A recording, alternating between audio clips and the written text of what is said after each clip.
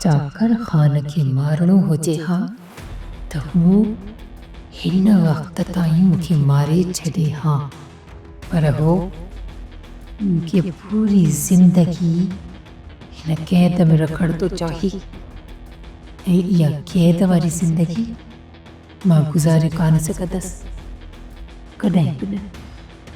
ही माल मिल्कियत धन दौलत हासिल करण जे लाइ न सिर्फ़ डूंगर ख़ान जो मूं सिर खयो, पर रावल ख़ान खे बि मूं माराए छॾियो। बाक़ी वञी आख़िरी इहो चाकर ख़ान बचियो आहे। पोइ हिन जी क़ैद में मां सॼी ज़िंदगी कीअं थी गुज़ारे सघां? कंहिं बि तरीक़े सां मूंखे हितां निकिरणो पवंदो। हसीना बेगम तां निकिर, कोशिश कर, ऐं ॿाहिरि वञण खां पोइ मूंखे ख़बर पवंदी त चाकर ख़ान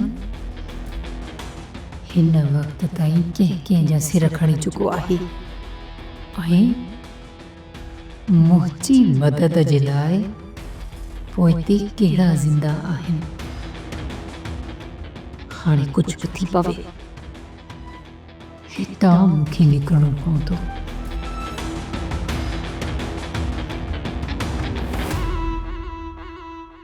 पुटरामा न जिन जिन बि मज़लूमनि मथां ज़ुल्म कयो आहे न, उन्हनि जो अंजाम आख़िर में इहो ई थींदो अथई। कयो कलो को ॾींहुं आहे हिते जाबिर जो हुकुम हलंदो। अॼु तोखे जाबिर हिते ॻोल्हे ई नथो लभे। चाचा, असां पुफीअ खे वठी रईस जे घर छॾियो आहे। हाणे सोचता असांजी राश किथे थींदी। शाम हली था चाकर ख़ान सां मिलूं, हुनजे अॻियां इहो अर्ज़ु रखंदासीं, पोइ ॾिसूं त रईस असांजे मुस्तक़बिल लाइ छा थो सोचे। फ़िलहाल त जाबिर जी ओताक ख़ाली पई आहे, हिते देरो जमाए वेही था रहूं। अब्बा, हाणे हिन ओताक खे सॼी उमिरि लाइ ख़ाली ई सम्झ। हिते हाणे जाबिर जो लाश ईंदी, लाश। सब्सक्राइब कयो असांजो official YouTube channel Sindh TV HD drama ऐं वधीक अपडेट लाइ बेल आइकन खे क्लिक करियो।